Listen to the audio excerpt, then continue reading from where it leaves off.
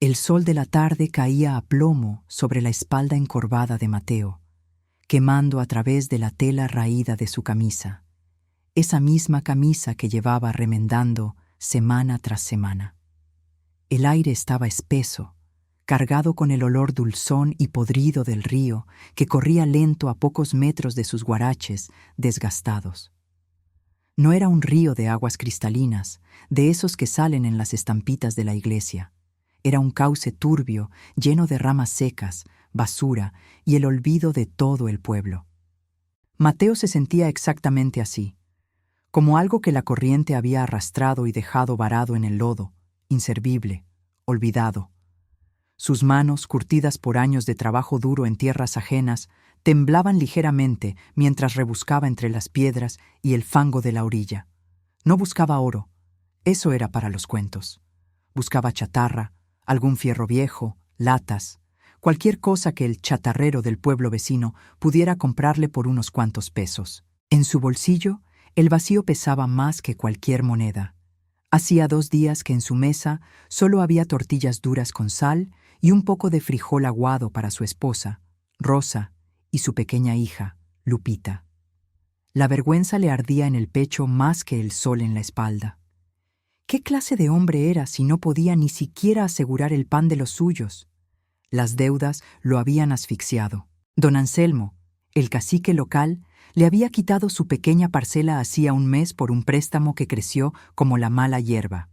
Ahora, Mateo y su familia dormían en un cuarto prestado, casi un gallinero, del que tendrían que salir en 3 días. El mundo se le cerraba.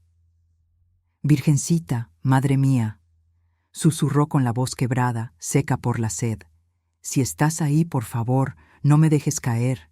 Ya no tengo fuerzas». Fue entonces, al meter la mano en un recoveco formado por las raíces de un ahuehuete viejo que bebía del río, cuando sus dedos tocaron algo distinto.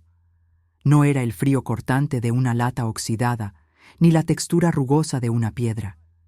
Era algo liso, frío pero suave, con un peso inusual. Mateo tiró del objeto, luchando contra el barro que no quería soltarlo, como si la tierra misma quisiera quedárselo. Con un tirón final, cayó sentado hacia atrás. En su mano llena de lodo negro, brillaba algo. Mateo lo limpió frenéticamente con la orilla de su pantalón. Su corazón dio un vuelco. No era chatarra, era un rosario, pero no uno cualquiera. Parecía antiguo, muy antiguo. Las cuentas eran de un material oscuro, quizás madera de ébano o alguna piedra volcánica pulida por los años, y la cadena, aunque ennegrecida, parecía de plata sólida. El crucifijo era pesado, con detalles tan finos que a pesar de la suciedad, se podía ver el sufrimiento en el rostro de Cristo. Y en el centro, una medalla ovalada con la imagen inconfundible, aunque desgastada, de la Virgen de Guadalupe. Al sostenerlo, un escalofrío que no tenía nada que ver con el viento recorrió la columna de Mateo.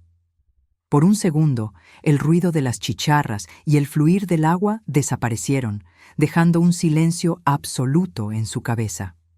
Sintió una calidez extraña en la palma de la mano, como si el objeto tuviera temperatura propia, como si estuviera vivo.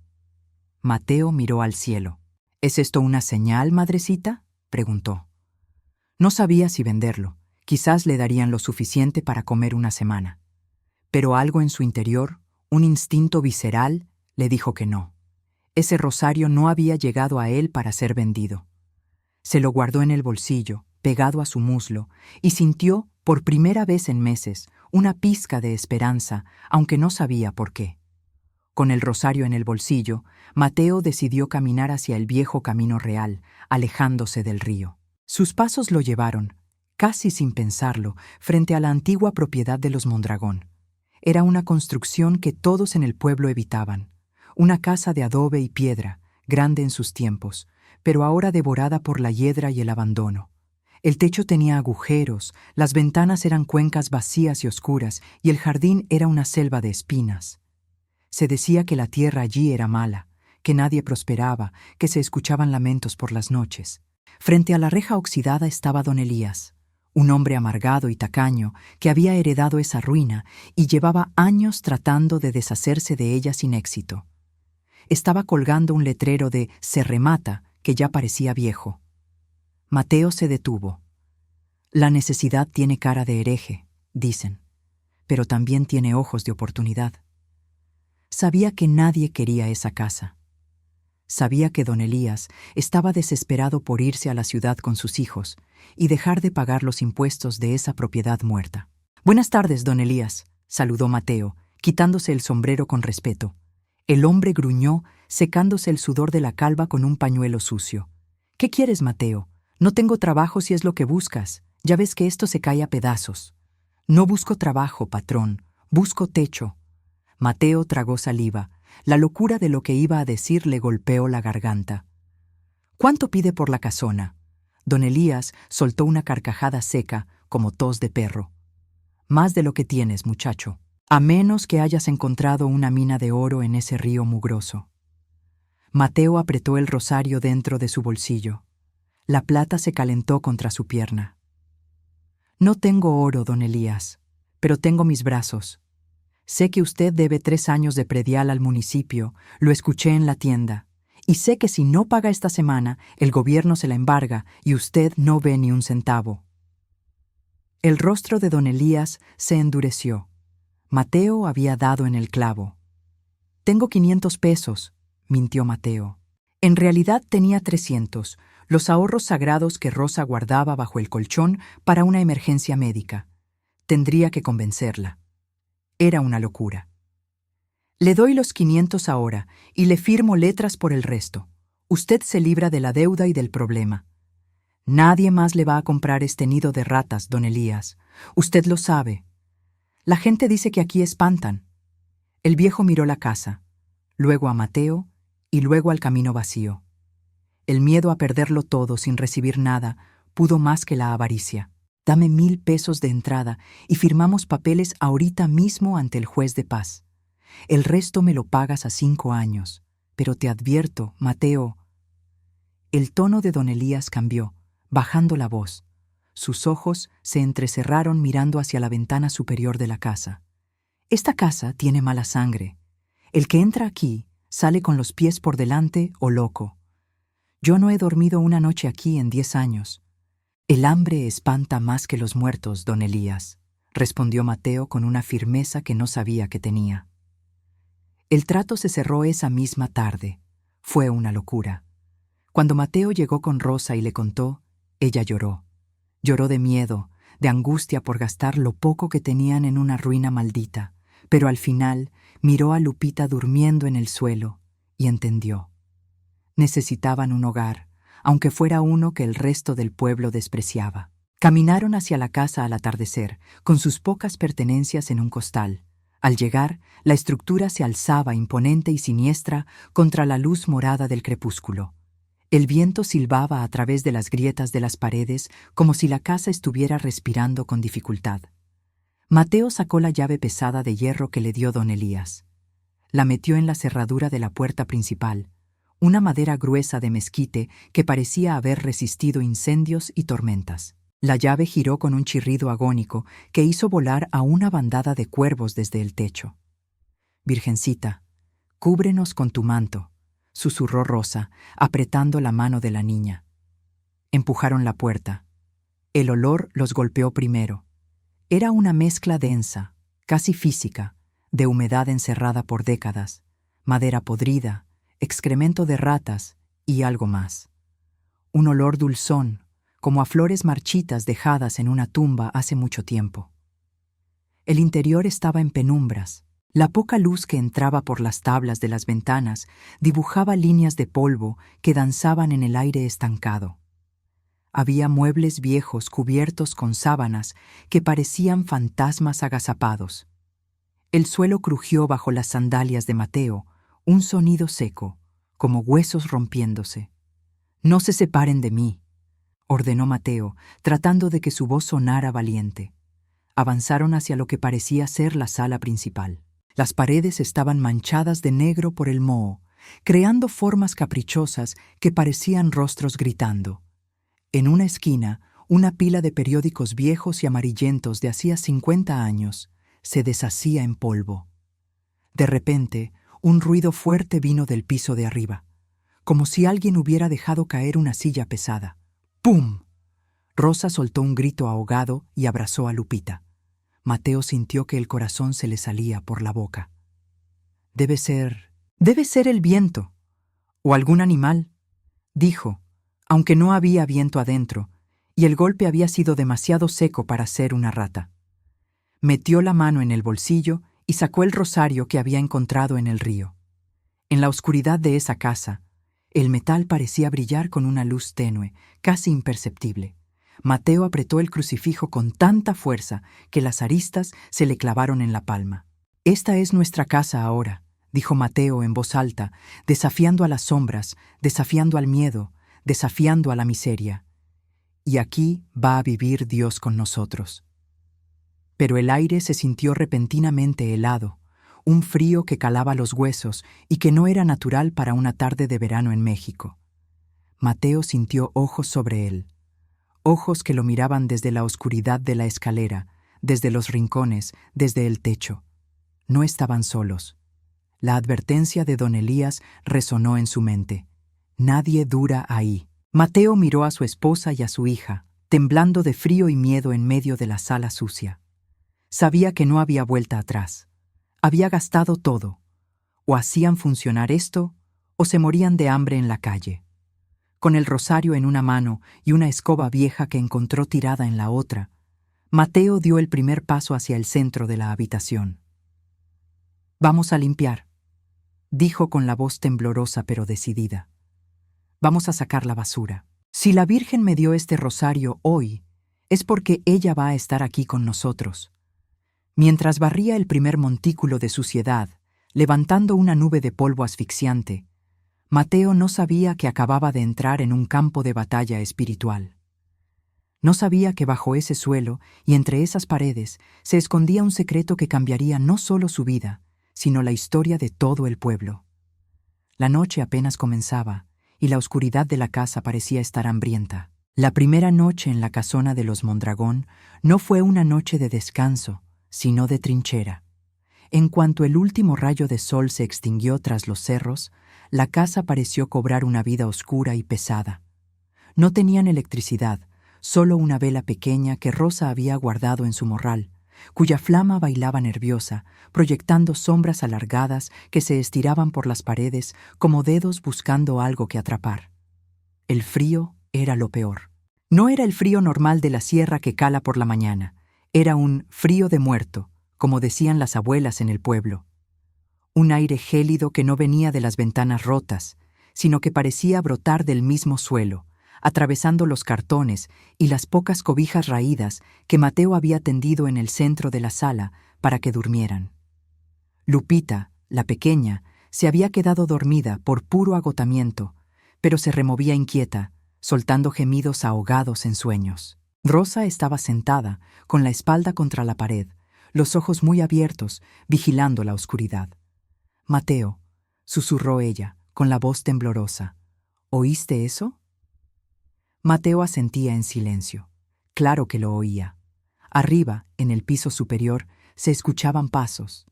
Eran pasos lentos, de arrastre, como si alguien con botas pesadas y llenas de lodo caminara de un lado a otro. Rasca, rasca, pum, y luego silencio, y luego otra vez. Rasca, rasca. «Son ratas, mujer. Ratas grandes», mintió Mateo, aunque sabía que ninguna rata caminaba con el peso de un hombre. Apretaba el rosario antiguo que había encontrado en el río. Lo tenía tan fuerte en su mano derecha que sentía la forma de las cuentas marcada en su piel. «Virgencita, tú me trajiste aquí», pensaba, cerrando los ojos con fuerza. «No permitas que el mal nos gane. Esta es tu casa ahora, no de ellos». A eso de las 3 de la madrugada, el ambiente se puso tan denso que costaba respirar. Un olor a azufre y podredumbre, mezclado con el aroma rancio de flores viejas, llenó la sala. Una puerta se azotó con violencia en el pasillo, aunque no había ni una brisa de viento. Rosa ahogó un grito y abrazó a la niña. Mateo se puso de pie de un salto. empuñando el palo de la escoba como si fuera una espada. ¡Lárguense!, gritó Mateo a la oscuridad, su voz resonando en la casa vacía. «Aquí vive una familia de bien. Aquí está Dios». Nadie contestó, solo el eco de su propia voz y el crujido burlón de la madera. Mateo se mantuvo de pie el resto de la noche, temblando, rezando en susurros el Ave María, una y otra vez, hasta que la lengua se le trabó. Fue la noche más larga de su vida. Cuando el sol finalmente rompió por el horizonte, pálido y tímido, los ruidos cesaron de golpe. La casa quedó en un silencio sepulcral, como si la luz del día obligara a las sombras a esconderse en las grietas. Mateo miró a su familia. Tenían ojeras profundas, la piel grisácea por el miedo y el frío, pero estaban vivos. «Arriba», dijo Mateo tratando de inyectar energía en su voz cansada. «Hoy no es día de llorar, hoy es día de limpiar. Vamos a sacar toda la mugre de aquí. Si sacamos la basura, sacamos lo malo». El trabajo comenzó y fue brutal. La luz del día revelaba la verdadera magnitud del desastre. Las paredes lloraban humedad negra. El suelo estaba cubierto de una capa de tierra, excremento de roedores y basura acumulada por décadas. Había muebles que, al tocarlos, se deshacían en polvo de polilla. Rosa se encargó de la cocina. Tallaba con furia, usando arena del jardín y un poco de agua que Mateo había traído del pozo, que milagrosamente aún tenía agua, aunque turbia. Mientras limpiaba, Rosa cantaba himnos bajito, como para espantar el miedo que se le había metido en los huesos la noche anterior. Mateo se dedicó a la sala principal y al hueco de la escalera. Era el lugar más oscuro de la planta baja. Había una montaña de madera podrida, sillas rotas y cortinas apolilladas amontonadas en ese rincón, como si alguien hubiera querido tapar algo con desesperación. El sudor le corría por la frente, mezclándose con la tierra que flotaba en el aire, creando un lodo que le cubría la cara.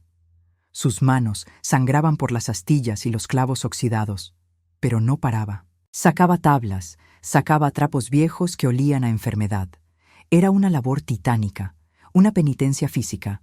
Lupita ayudaba llevando los pedazos más pequeños al patio, donde habían hecho una hoguera para quemar todo lo que no servía.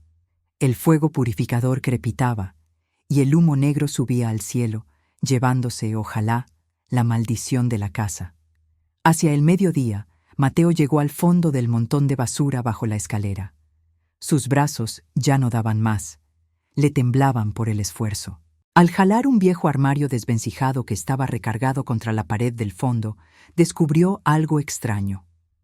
La pared detrás del armario no era lisa como las demás.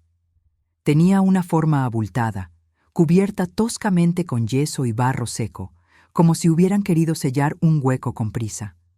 Mateo frunció el ceño.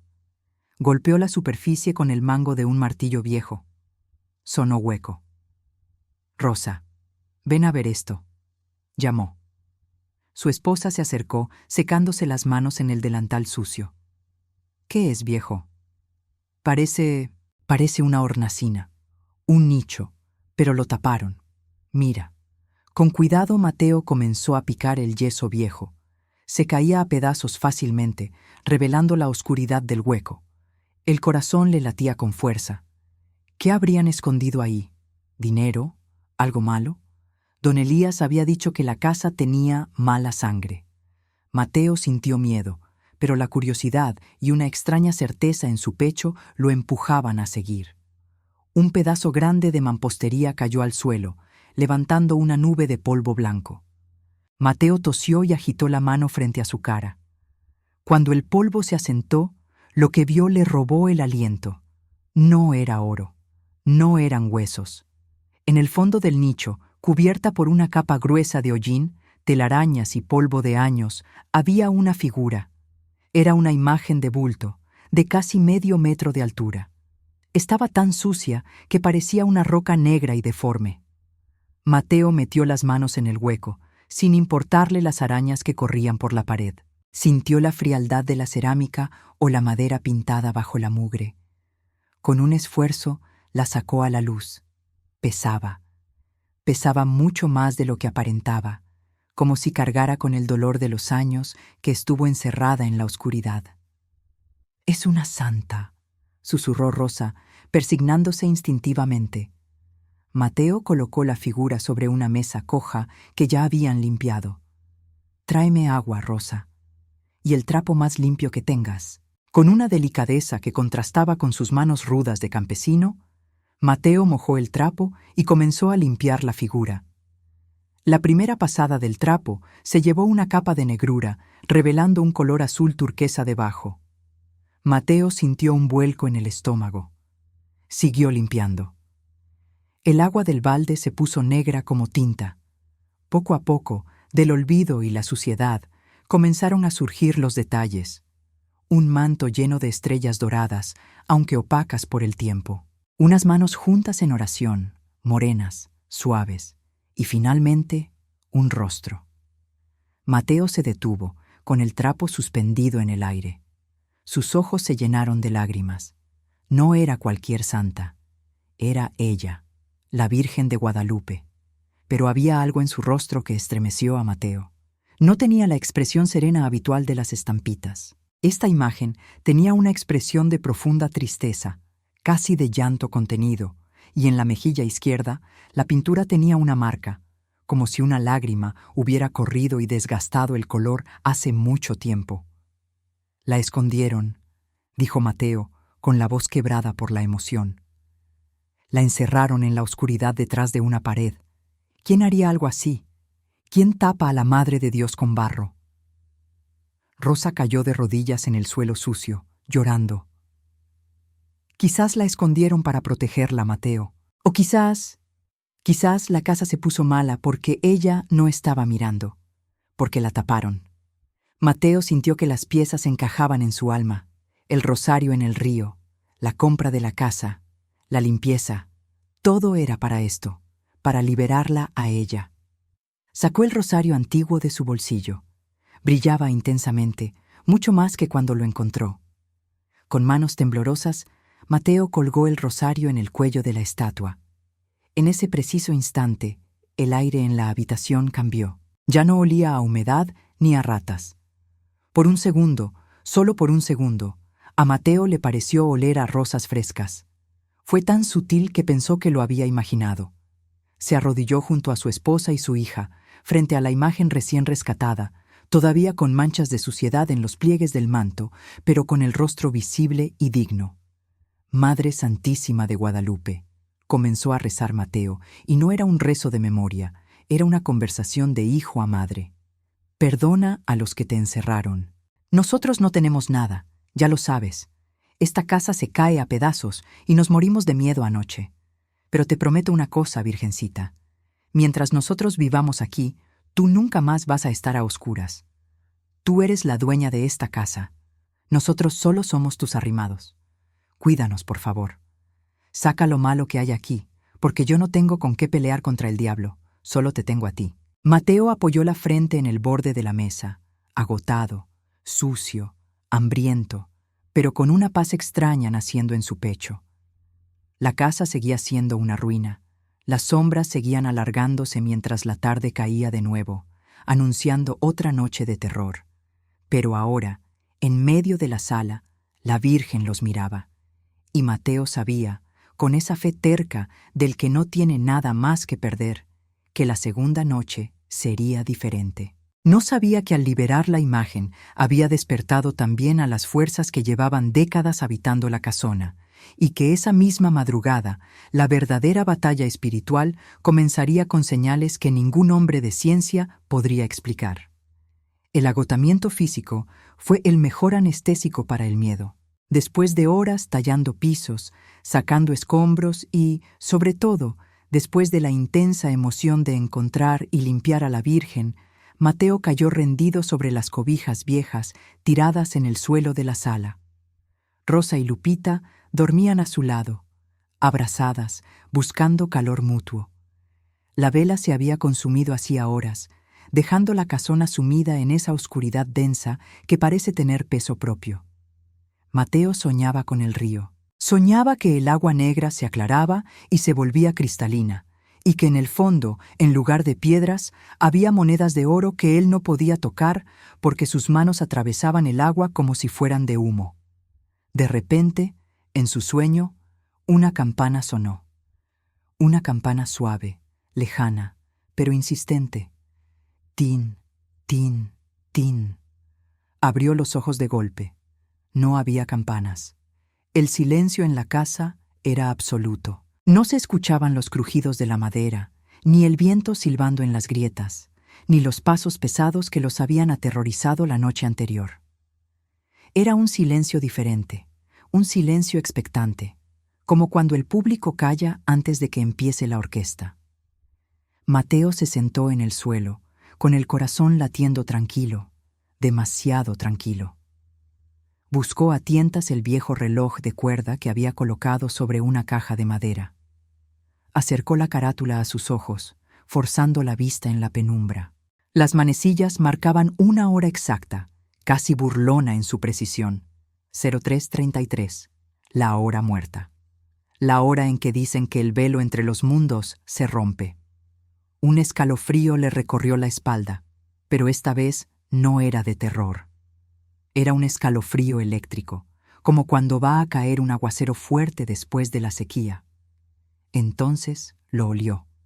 Primero pensó que Rosa se había puesto algún perfume, pero Rosa no tenía perfume desde hacía años. Luego pensó que alguna ventana se había abierto hacia el jardín, pero el jardín era un cementerio de plantas secas y espinas que solo olía a tierra muerta. El aroma era inconfundible, poderoso y embriagador. Era olor a rosas, rosas de Castilla, frescas, dulces, como si alguien hubiera volcado un camión entero de flores dentro de esa sala podrida. El perfume era tan intenso que Mateo casi podía saborearlo en la lengua. Tapaba por completo el hedor a humedad, a orina de ratón y a encierro que impregnaba las paredes. Era un olor a santidad, a limpieza pura. «¿Rosa?», susurró Mateo, tocando el hombro de su esposa. Ella se removió y aspiró profundamente en sueños. Una sonrisa se dibujó en su rostro dormido, algo que Mateo no veía desde que perdieron la cosecha. «Flores», murmuró ella, sin despertar. «Qué bonito huele a flores». Mateo levantó la vista, y entonces dejó de respirar. En la esquina de la sala, sobre la mesa coja donde habían colocado la imagen rescatada, algo estaba sucediendo. No era oscuridad lo que envolvía a la Virgen. Era luz. No era la luz amarilla de una vela, ni la luz blanca de la luna. Era una pulsación suave, rítmica, de un color azul profundo, casi celeste, con bordes dorados. La luz parecía nacer del interior de la figura de yeso, emanando hacia afuera como los latidos de un corazón vivo.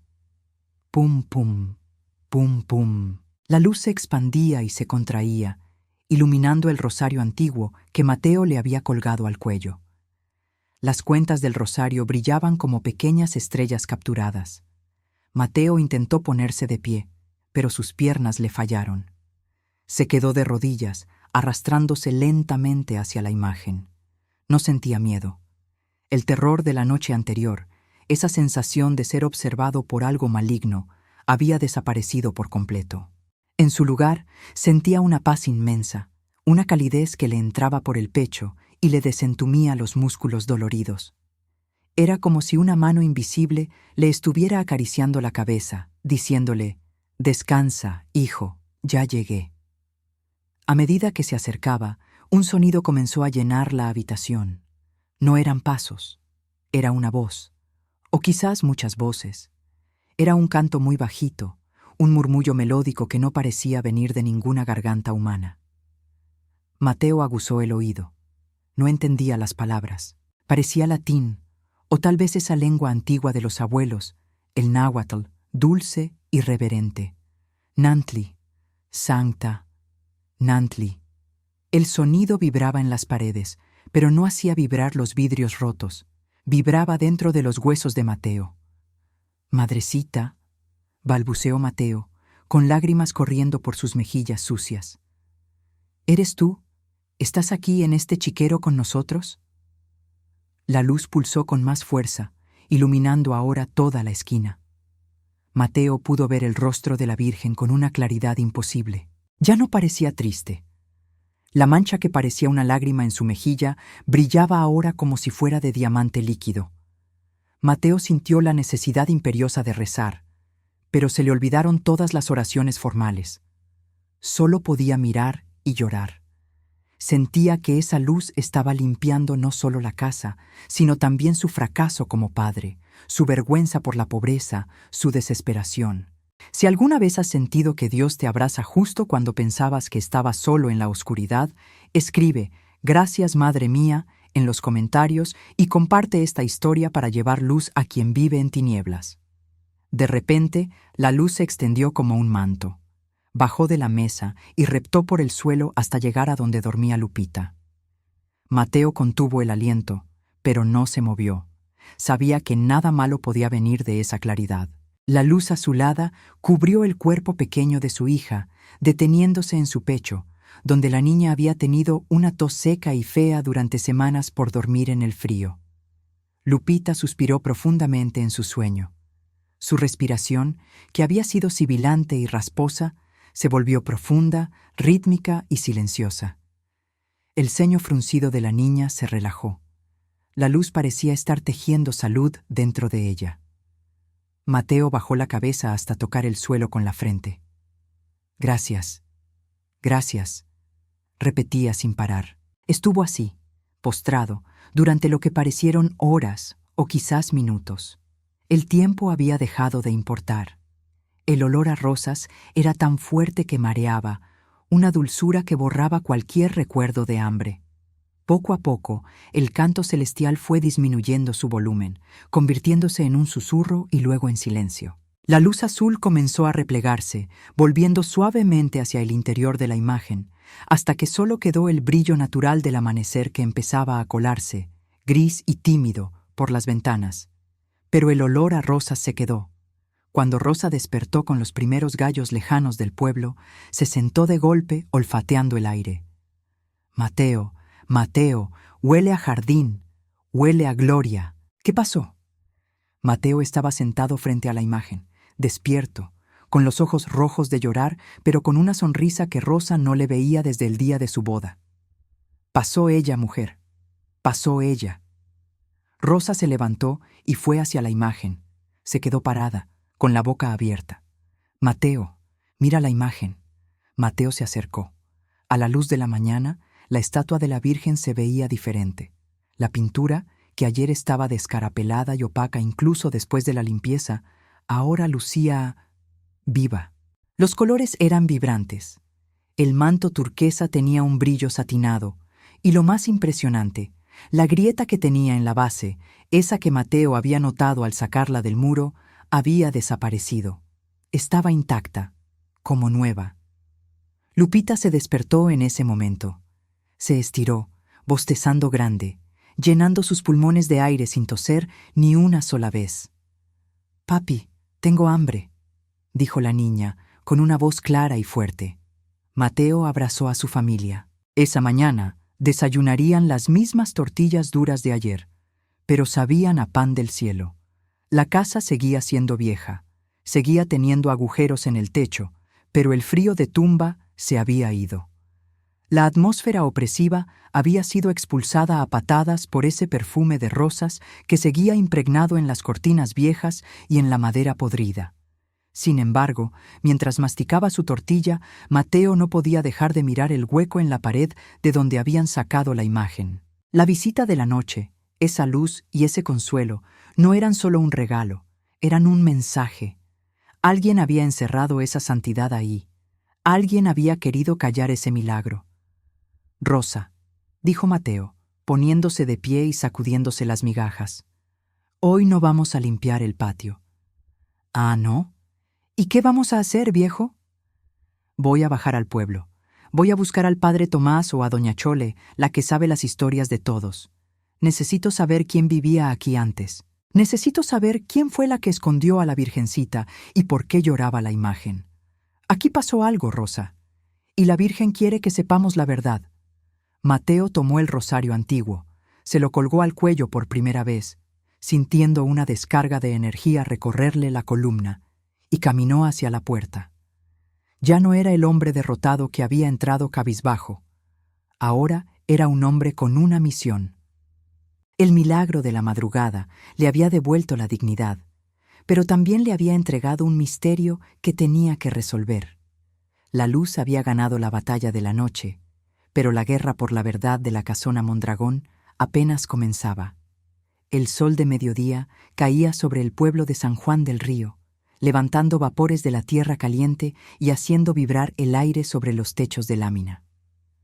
Mateo caminaba por la calle principal, pero sus pasos ya no arrastraban la pesadez de la derrota. Llevaba la cabeza erguida, y bajo la camisa, el rosario antiguo golpeaba rítmicamente contra su pecho, un recordatorio constante de la luz azul y el perfume de rosas que había inundado su miseria la noche anterior. La gente lo miraba al pasar. En un pueblo chico, las noticias vuelan más rápido que el viento, y todos sabían que el loco de Mateo se había metido con su familia a la casona maldita de los Mondragón. Algunos se persignaban al verlo, como si esperaran verle cuernos o bubas de peste. Otros, los más cínicos, movían la cabeza con lástima, calculando cuántos días faltaban para que saliera huyendo o para que lo sacaran en caja. «¡Buenos días, Mateo!», gritó el panadero desde su puerta, con un tono burlón. «¿Durmieron bien con los fantasmas?». Mateo se detuvo, sonrió levemente y tocó el rosario a través de la tela. «Dormimos con los ángeles, don Pancho». «Con los ángeles». Siguió su camino hacia el atrio de la iglesia vieja. Necesitaba respuestas. El milagro de la madrugada no había sido gratuito. Era un grito de auxilio que había atravesado el tiempo. Buscaba a doña Cleotilde, la Cleo. Era una anciana de edad indefinida, de esas que parecen haber estado sentadas en la misma banca de piedra desde la fundación del mundo. Vendía escapularios, velas y hierbas para el mal de ojo en la entrada del templo. Si alguien sabía los secretos enterrados de San Juan, era ella. Dicen que Cleo sabía quién era el padre de cada niño antes de que naciera y quién se iba a morir antes de que cayera enfermo. La encontró donde siempre, tejiendo una servilleta con manos nudosas como raíces de mezquite, rodeada de veladoras aromáticas. «Ave María Purísima», saludó Mateo, sentándose en el borde de la banca, respetuosamente lejos. Doña Cleo levantó la vista. Sus ojos eran dos pozos negros, brillantes y astutos, rodeados de un mapa de arrugas profundas. «Sin pecado concebida, muchacho. Te ves distinto, te brilla la cara, aunque traes ropa de pobre. ¿Qué te pasó? ¿Te sacaste la lotería?». «Algo mejor, madre», dijo Mateo, inclinándose hacia adelante. «Compré la casa de los Mondragón». La aguja de tejer de doña Cleo se detuvo en seco. El aire alrededor pareció congelarse. La anciana hizo la señal de la cruz rápidamente, besándose el dedo pulgar. «¡Válgame Dios! Estás loco de atar, Mateo. Esa tierra está salada. Esa casa tiene llanto en los cimientos. Salte de ahí antes de que se te seque el alma». «No me voy a salir. Encontré algo, doña Cleo». Mateo bajó la voz, mirando a los lados para asegurarse de que nadie escuchaba. «Encontré una virgen emparedada, tapada con lodo y odio, y anoche él la cantó». Los ojos de la anciana se abrieron desmesuradamente. Soltó el tejido y agarró la mano de Mateo con una fuerza sorprendente, clavándole las uñas. «¿Cantó?», susurró, con la voz temblorosa. «¿Oliste rosas?». Mateo asintió. «Rosas frescas». Doña Cleo soltó un suspiro largo, como si llevara 50 años aguantando el aire. Sus ojos se llenaron de lágrimas que no llegaron a caer. Miró hacia la cúpula de la iglesia y luego clavó la mirada en Mateo. «Entonces es verdad, la niña Altagracia no estaba loca. Era una santa. Y yo fui una cobarde». Mateo sintió un escalofrío. «¿Quién es Altagracia? Cuénteme, por favor. Necesito saber quién la encerró». La anciana comenzó a hablar, y su voz transportó a Mateo 40 años atrás. «Altagracia Mondragón. Era la hija única de don Severiano Mondragón, el hombre más rico y más despiadado que ha pisado este suelo. Un ateo rabioso, masón de los antiguos, de los que escupían al pasar por la iglesia. Odiaba a los curas y odiaba la fe. Decía que era opio para los ignorantes. Pero la niña, ¡ay! La niña Altagracia era un ángel. Desde chiquita tenía un brillo especial. Se escapaba para venir a misa, rezaba el rosario a escondidas en el huerto. Doña Cleo hizo una pausa, limpiándose la comisura de los labios con su rebozo. Yo trabajaba en la casona entonces. Era lavandera. Altagracia tenía 20 años cuando empezó a cambiar. Se pasaba horas encerrada en su cuarto o en la salita de abajo. Decía que la señora venía a verla. Decía que la Virgen le pedía oraciones por el pueblo, por la sequía, por los enfermos. ¿Y qué hizo su padre?, preguntó Mateo, sintiendo la rabia subirle por la garganta. Don Severiano se puso como una bestia. Decía que su hija estaba histérica, que quería llamar la atención. Le prohibió salir. Quemó sus estampitas, sus libros de rezo. Pero ella seguía. La gente del pueblo empezó a ir a la reja de la casa a pedirle que rezara por ellos. Y sucedían cosas, Mateo. Un niño con fiebre se curaba. Una vaca perdida aparecía. Le empezaron a decir la santita de la reja. Eso fue la gota que derramó el vaso. La anciana bajó la voz aún más, casi inaudible. Un día, don Severiano cerró la casa a piedra y lodo. Despidió a casi toda la servidumbre. A mí me corrió a gritos. Dijo que iba a mandar a Altagracia a un manicomio en la capital o a Europa, lejos de estas supersticiones de indios. Nadie la volvió a ver. Dijeron que se había ido de viaje. Luego dijeron que murió de una fiebre repentina allá lejos. Pero nunca hubo funeral. Nunca hubo cuerpo. La casa se quedó sola poco después, cuando el viejo murió de un infarto, solo y podrido en dinero, gritando que los demonios venían por él. Mateo apretó los puños. La emparedó, murmuró. Él tapió a la Virgen. ¿Y a ella? ¿Qué le hizo a Altagracia? Doña Cleo empezó a rebuscar entre los pliegues de su falda amplia, en un bolsillo secreto que tenía cosido por dentro. La última noche que la vi, la noche antes de que me corrieran, Altagracia bajó a la cocina. Estaba pálida, flaca, pero tenía esa misma paz que tú tienes hoy en la cara. Me dio esto. Me dijo, Cleo, guárdalo. Si algún día alguien viene preguntando con fe de verdad, dáselo. Si no, quémalo cuando te mueras. La anciana sacó un objeto envuelto en un pañuelo de tela vieja y amarillenta. Lo desenvolvió con temblor reverente. Era un pequeño libro de oraciones, un misal antiguo con las tapas de nácar desgastadas. Y dentro del libro sobresalía un sobre de papel grueso, sellado con cera roja que ya estaba quebradiza. Nunca lo abrí, dijo Cleo, entregándoselo a Mateo como si le estuviera pasando una brasa ardiente. Tuve miedo, miedo de don Severiano, incluso muerto, miedo de lo que pudiera decir ahí. Pero tú limpiaste a la Virgen, tú la oíste cantar, esto es tuyo. Mateo tomó el libro y la carta. Sus manos grandes y callosas contrastaban con la delicadeza del objeto. Gracias, Cleo. Que Dios se lo pague. Vete, hijo, y ten cuidado. Dicen que el sobrino de don Severiano, ese tal don Elías que te vendió la casa, tiene la misma sangre mala. Si se entera de que hay algo de valor ahí, te lo va a querer quitar. Mateo corrió de regreso a la casona. El camino de su vida, bajo el sol inclemente, se le hizo eterno. Necesitaba llegar, necesitaba leer aquello frente a la imagen. Sentía que Altagracia lo estaba guiando.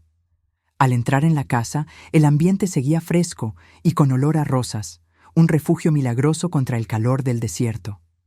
Rosa estaba barriendo el pasillo y Lupita jugaba con unas muñecas de trapo cerca de la imagen de la Virgen. ¡Mateo!, exclamó Rosa al verlo entrar sofocado. ¿Qué traes ahí? Mateo fue directo a la mesa coja, puso el misal y la carta a los pies de la Virgen de Guadalupe, se persignó y luego tomó el sobre. Rompió el sello de cera con cuidado. El papel crujió. Desdobló la hoja.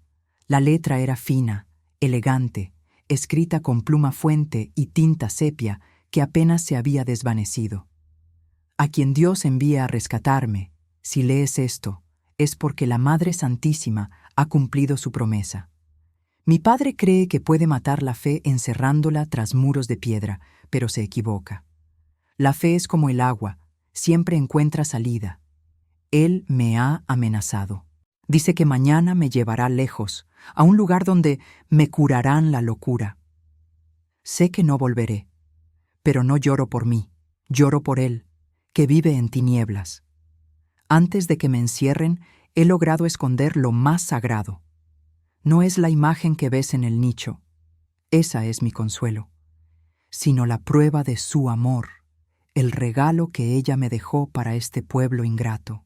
Lo he enterrado donde la sombra de la cruz de la iglesia toca mi jardín en el solsticio. Pero como no sabrás cuándo es eso, busca la raíz del gran roble quemado, el que mi padre mandó incendiar porque yo rezaba bajo sus ramas. Ahí, bajo la tierra negra y las cenizas, descansa la verdad. No busques oro, busca la gracia, y cuando la encuentres, no la guardes. Dásela a los enfermos, dásela a los que, como mi padre, tienen el corazón de piedra. Ruega por mí, que yo rogaré por ti desde donde esté. Altagracia. Mateo terminó de leer con un nudo en la garganta. Rosa, que había leído por encima de su hombro, sollozó abiertamente. El roble quemado, susurró Mateo, mirando hacia la ventana trasera que daba al patio salvaje. Hay un tronco negro en el fondo, cerca de la tapia. Lo vi ayer cuando tirábamos la basura. Pensé que le había caído un rayo. Su padre lo quemó, dijo Rosa con horror. ¡Qué hombre tan malvado! Mateo guardó la carta en su bolsillo, junto al corazón. Miró a su esposa y a su hija. Sus ojos brillaban con una determinación feroz. Rosa, trae la pala y el pico. ¿Ahora? ¿Con este sol? Ahora mismo. Altagracia lleva 40 años esperando. No la voy a hacer esperar ni un minuto más. Mateo salió al patio trasero. El jardín era una maraña de hierba seca y espinos, pero al fondo, como un esqueleto acusador, se alzaba el tronco carbonizado de un árbol inmenso. Era una cicatriz negra en el paisaje. Mateo caminó hacia él. El calor era sofocante, el aire pesaba, y por un momento le pareció escuchar un susurro en el viento, una risa burlona de hombre, grave y oscura. No encontrarás nada, muerto de hambre. Mateo apretó los dientes. Cállate, viejo diablo, pensó. Levantó el pico. El metal brilló bajo el sol. Por Altagracia, gritó, y clavó el pico en la tierra dura, justo entre las raíces muertas del roble. La tierra retumbó. No fue un golpe normal. Al impactar el suelo, se sintió una vibración profunda, como si la tierra estuviera hueca, o como si algo allá abajo hubiera estado empujando hacia arriba, esperando este preciso momento para salir a la luz. Mateo levantó el pico de nuevo. Iba a cavar hasta el centro de la tierra si era necesario, porque sabía que lo que estaba enterrado ahí no era solo un objeto. Era la llave para romper la maldición de la casa y quizás para salvar su propia vida de la miseria que los perseguía. El golpe seco del pico contra la tierra dura resonó como un disparo en el silencio de la tarde. ¡Clac! Mateo se secó el sudor que le escocía en los ojos con el antebrazo sucio de tierra. El sol estaba en su punto más alto, cayendo a plomo sobre el patio trasero de la casona, un calor seco y agresivo que parecía querer disuadirlos, empujarlos de vuelta a la sombra, lejos de ese árbol maldito. El suelo no era tierra suave de sembrar, era tepetate, duro como la piedra, compactado por décadas de abandono y sequía. «Está duro, Mateo. Parece que el diablo lo apelmazó con los pies», dijo Rosa, que estaba a su lado quitando las piedras que él aflojaba con las manos desnudas. Sus uñas estaban negras y tenía rasguños en los brazos por las espinas de la mala hierba, pero no se detenía. «El diablo es terco, Rosa, pero nosotros somos más», respondió Mateo, jadeando. Levantó el pico una vez más. Sus músculos gritaban. El dolor en la espalda era una punzada constante, pero la imagen de la Virgen con la lágrima de diamante en la mejilla le daba una fuerza que no venía de la comida, porque apenas habían comido. Venía de la promesa. Clac, clac. El viejo roble quemado se alzaba sobre ellos como un espectro negro. Sus ramas retorcidas, carbonizadas hace 40 años por la furia de un padre ateo, parecían garras tratando de tapar el cielo. A medida que cavaban, el viento comenzó a cambiar. Ya no era el aire estancado del mediodía. Se levantaron remolinos de polvo, pequeños tornados de tierra y ceniza que danzaban alrededor de Mateo y Rosa, golpeándoles la cara, metiéndoseles en la nariz y en los ojos. ¡Mateo!, gritó Rosa, cubriéndose la cara con el rebozo ante una ráfaga repentina. «El viento no quiere que sigamos». «Sigue, Rosa. No mires al viento, mira la tierra», gritó Mateo, escupiendo polvo. Sentía que no estaba peleando solo contra la tierra, sino contra una voluntad oscura que habitaba en esas raíces muertas. «Don Severiano no quiere que sepa la verdad», pensó Mateo. «El viejo avaro sigue cuidando su rencor desde el infierno». Cavaron durante 2 horas bajo el sol inclemente. Hicieron un agujero de casi 1 metro de profundidad. Mateo sentía que se iba a desmayar. La sed era insoportable. «Voy por agua, viejo», dijo Rosa viéndolo tambalearse. «No», dijo Mateo, clavando el pico en el suelo para sostenerse. «Ya casi. Lo siento aquí». Se golpeó el pecho, justo donde el rosario antiguo tocaba su piel. «Me vibra el corazón, Rosa. Estamos encima». Levantó el pico con un último esfuerzo titánico, lanzando un grito que salió desde sus entrañas, un grito de fe y desesperación. «¡Ábrete!». El pico bajó con violencia, y entonces el sonido cambió. No fue el clac seco de la piedra, fue un clang, metálico, profundo y hueco. Un sonido que hizo vibrar el mango de madera en las manos de Mateo hasta los hombros. El viento se detuvo de golpe. El silencio regresó al patio, pesado y absoluto. Incluso los grillos callaron. Mateo y Rosa se miraron, con los ojos muy abiertos y el pecho subiendo y bajando agitadamente. «¿Oíste eso?», susurró Rosa. Mateo se tiró al suelo, de rodillas dentro del agujero. Empezó a escarbar frenéticamente con las manos, lanzando tierra a los lados como un perro desesperado. «Aquí está, aquí está». Sus dedos toparon con una superficie fría y lisa. Limpió la tierra. Era metal, hierro forjado, oxidado por el tiempo pero íntegro. Siguió limpiando hasta descubrir la tapa de una caja fuerte pequeña, o quizás un cofre de caudales de los antiguos, de esos que usaban los hacendados para guardar las monedas de oro. Estaba enterrada justo entre las raíces principales del roble, abrazada por la madera muerta como si el árbol hubiera intentado comérsela antes de morir. «Ayúdame a sacarla», pidió Mateo. Entre los dos jalaron de las asideras oxidadas. Pesaba horrores. No era solo el peso del metal, era el peso de la historia. Con un gruñido de esfuerzo, lograron sacarla del agujero y dejarla sobre la tierra seca del patio. Era una caja negra, de unos 40 centímetros de ancho, sellada con plomo y con un candado antiguo que ya era un bloque de óxido. Mateo se quedó mirando la caja, respirando con dificultad. Sentía una mezcla de terror y euforia.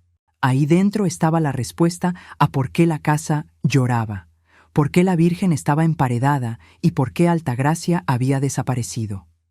Si tú también sientes la emoción de descubrir la verdad y crees que no hay secreto que Dios no revele para glorificar su nombre, dale me gusta a este video ahora mismo y escribe «La verdad nos hace libres» en los comentarios. Veamos cuántos buscadores de la verdad hay aquí. ¿La abrimos?, preguntó Rosa con voz temblorosa. «Para eso nos trajo la Virgen», respondió Mateo. Tomó el pico y, con cuidado quirúrgico, golpeó el candado oxidado. El metal viejo se dio con un crujido agudo. La tapa se soltó. Mateo levantó la tapa lentamente. Las bisagras chillaron, un sonido que pareció un lamento de 40 años siendo liberado. No había oro, no había joyas. El interior de la caja estaba forrado de terciopelo rojo, ahora descolorido y manchado de humedad en las orillas. En el centro había 3 cosas. Primero, un libro grueso, encuadernado en piel negra, que parecía un diario. Segundo, un documento doblado con sellos oficiales de la época, amarillento y quebradizo. Y tercero, envuelto en un paño de lino blanco, bordado con hilos de oro que increíblemente no estaban oxidados, había un frasco de cristal tallado, sellado con cera, que contenía un líquido transparente.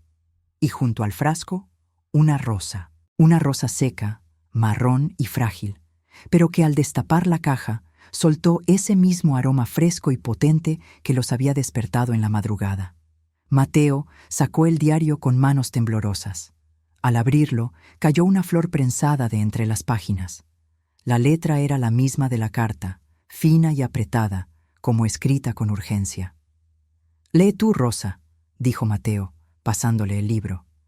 «A mí me tiemblan mucho las manos y se me nubla la vista». Rosa tomó el diario, se sentó sobre una piedra grande y comenzó a leer en voz alta. Su voz, al principio tímida, fue ganando fuerza, como si la misma Altagracia estuviera prestando sus cuerdas vocales. 12 de octubre de 1945. Mi padre ha perdido la razón. Hoy mandó tapar el manantial. Dice que el agua atrae a los piojosos del pueblo a sus tierras. No entiende que esa agua no es suya, es de ella. Fue la Virgen quien me mostró dónde cavar hace 2 años, cuando la sequía mataba a los niños de fiebre. Fue esa agua la que curó a Manuelito, el hijo del capataz. Y ahora, él ha mandado echar escombros y cemento sobre la fuente sagrada. Ha matado la vida. Me ha dicho que estoy enferma de la cabeza, que mi caridad es debilidad. Pero yo sé la verdad. Él tiene miedo porque cuando la gente reza en mi jardín, él no puede dormir. Los demonios de su conciencia gritan más fuerte que los Ave Marías. Rosa pasó varias páginas, buscando las últimas entradas. Se detuvo en una fecha cercana al final. 30 de octubre. Sé que vienen por mí. Escuché a mi padre hablar con el doctor Velasco. Me llevarán al sanatorio de la Castañeda en la capital. Dicen que nunca saldré. Mi padre dice que es por mi bien, pero es para quedarse con mi herencia materna y para silenciar los milagros. Pero no me iré sin dejar un testigo. He logrado sacar una botella del agua santa antes de que secaran el pozo. La he guardado en esta caja, junto con mi testamento hológrafo. Nadie sabe que mi madre, en su lecho de muerte, me dejó la titularidad de esta casa, no a él. Legalmente, la casona es mía. En este acto, delante de Dios y de la Virgen de Guadalupe, dejo esta casa y estas tierras a quien encuentre esta caja y tenga la fe para desenterrar a mi Madre Santísima del muro. La casa no es de los Mondragón. La casa es de la Virgen, y quien la encuentre será su guardián. Padre, te perdono. Pero la justicia de Dios es perfecta. Tú secaste el agua, pero el agua volverá a brotar cuando un corazón limpio rompa el suelo. Rosa dejó de leer y miró a Mateo con los ojos llenos de lágrimas. Mateo, dijo en un susurro, la casa es nuestra.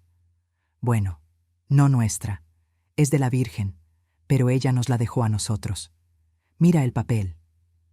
Mateo tomó el documento legal.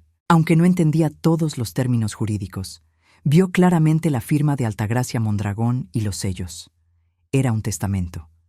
Don Elías les había vendido una casa que ni siquiera era legalmente suya para vender, porque pertenecía a una heredera que nunca fue declarada muerta oficialmente y que había dejado su voluntad enterrada. Pero a Mateo no le importaba la propiedad legal en ese momento. Su mente estaba en el frasco de cristal. Lo tomó y lo levantó contra el sol. El líquido brillaba como si tuviera luz propia. Era el agua del manantial perdido, el agua que curaba. El agua volverá a brotar cuando un corazón limpio rompa el suelo, repitió Mateo las palabras del diario. Rosa, El pozo tapado. ¿Dónde crees que esté? Rosa miró alrededor, al patio seco y muerto. Altagracia dijo que su padre echó cemento encima. Mateo miró hacia el centro del patio, donde había una extraña losa de concreto circular, agrietada, que ellos usaban para poner la leña. Siempre pensaron que era una base para un kiosco antiguo. Ahí, señaló Mateo, debajo de esa losa. En ese momento, un ruido de motor interrumpió la revelación. Un coche se detuvo frente a la reja de la casona. Luego, golpes fuertes en la puerta de metal del frente. ¡Abran!, gritó una voz autoritaria y desagradable. Soy el doctor Valenzuela del ayuntamiento. Sabemos que están ahí invasores. Mateo se tensó. Guardó el frasco y el diario rápidamente en la caja y se la dio a Rosa. Escóndela, Rosa. Escóndela bien. ¿Quién es?, preguntó ella, asustada. No lo sé, dijo Mateo, apretando los puños y sintiendo una oleada de calor. Pero me huele a que don Elías no se quedó contento con los 1000 pesos. Me huele a que el mal quiere recuperar su casa. Mateo caminó hacia la casa, cruzando el pasillo oscuro hacia la puerta principal. No tenía miedo. Tenía la verdad enterrada en una caja y a la Virgen de su lado. Pero sabía que la prueba más difícil acababa de llegar. La fe privada es fácil. La fe pública, cuando el mundo te llama loco y te quiere quitar lo tuyo, esa es la que forja milagros. Al abrir la puerta, la luz de la tarde le dio en la cara, y vio no a un hombre, sino a 3. Un hombre de traje con un maletín, don Elías con una sonrisa torcida y un policía local con la mano en la macana. Buenas tardes, señores, dijo Mateo, parándose en el umbral, bloqueando la entrada con su cuerpo magro pero firme. ¿Qué se les ofrece en la casa de la Virgen? El hombre de traje soltó una risita burlona. ¿Casa de la Virgen? Vaya, don Elías tenía razón. El inquilino está delirando. Señor Mateo, soy el inspector de Salubridad y Obras. Venimos a clausurar esta ruina. Es un peligro para la salud pública y estructuralmente inestable. Tienen 1 hora para desalojar. Mateo sintió cómo se le helaba la sangre, pero su mano derecha buscó el rosario en su pecho. El duelo había comenzado. El aire en la entrada de la casona se volvió espeso, cargado de una electricidad estática que hacía erizar los vellos de la nuca. Mateo no se movió ni 1 milímetro.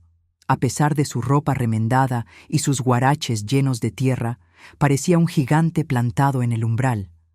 Detrás de él, la oscuridad fresca del pasillo contrastaba violentamente con la luz cegadora de la tarde y las figuras amenazantes de los 3 hombres.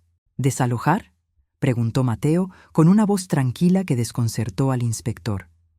Usted no puede desalojar a quien está en su casa, señor. El inspector Valenzuela, un hombre bajo, regordete y sudoroso, con un traje gris barato que le apretaba en las axilas, se secó la frente con un pañuelo. Miró con desdén a Mateo como quien mira un insecto en la sopa. Mire, amigo, no tengo tiempo para discutir con paracaidistas. Esta propiedad ha sido declarada inhabitable. Hay riesgo de derrumbe, plagas y... Hizo una pausa mirando de reojo a don Elías. Litigios pendientes. Tenemos una orden municipal. O se salen por las buenas, o el oficial aquí presente los saca a rastras. Don Elías, el antiguo dueño, se adelantó. Sus ojos brillaban con una mezcla de codicia y miedo. Había escuchado los rumores en el pueblo esa misma mañana, que la casa brillaba por la noche, que olía a flores, que Mateo había encontrado un tesoro. La avaricia le había vencido el miedo a los fantasmas. Mateo, sé razonable, dijo Elías, intentando sonar conciliador, pero con la voz temblorosa. Te devuelvo tus 1000 pesos. Rompemos el trato. Esta casa no es para ti. Dicen que has estado excavando. Lo que sea que hayas encontrado en mi tierra, me pertenece. Mateo sonrió con tristeza. Lo que encontré, don Elías, usted lo tuvo bajo sus pies 10 años y nunca lo vio porque miraba con los ojos de la cartera, no con los del alma. Y no me voy a ir. El policía, un joven local que parecía incómodo con la situación, Dio un paso adelante, golpeando suavemente su macana contra la palma de la mano. «Hágase a un lado, don. No queremos problemas. Solo cumplo órdenes». La noticia del alboroto había volado. Como hormigas al azúcar, los vecinos comenzaron a aglomerarse en la reja oxidada del jardín. Doña Cleo estaba ahí, apretando su rebozo, murmurando oraciones. El panadero, el herrero, las señoras que iban al rosario. El pueblo de San Juan del Río era curioso, pero también era un pueblo de fe, y sentían que algo importante estaba pasando en la casa de la Santita Altagracia. «Déjenlo en paz», gritó una voz desde la calle. Era doña Cleo. «Ese hombre ha limpiado lo que ustedes dejaron podrir». Valenzuela ignoró a la multitud y empujó a Mateo con el hombro, entrando a la fuerza en el pasillo. Don Elías y el policía lo siguieron. «Vamos a ver ese tesoro», gruñó Elías. Entraron a la sala principal. El contraste fue brutal. Afuera hacía un calor infernal y olía a polvo y humo de camión. Adentro, el aire estaba fresco, y el aroma a rosas, aunque más suave que en la madrugada, seguía presente, impregnando las paredes. Valenzuela se detuvo en seco, arrugando la nariz. «¿Qué es ese olor? ¿Echaron desodorante para tapar la peste a rata?» Sus ojos recorrieron la sala. Vio los muebles viejos pero limpios, el suelo barrido, y al fondo, el altar improvisado sobre la mesa coja. La imagen de la Virgen de Guadalupe, con su manto turquesa brillante y el rosario antiguo al cuello, dominaba la estancia. A sus pies, la caja fuerte abierta y el diario de Altagracia. Rosa estaba parada junto al altar, abrazando a Lupita, protegiendo la caja con su cuerpo. Temblaba, pero mantenía la cabeza alta. «Vaya, vaya», dijo Valenzuela, caminando hacia el altar con sus zapatos de suela dura resonando en la madera vieja. «Así que aquí tienen el numerito montado. Un altar, muy conmovedor».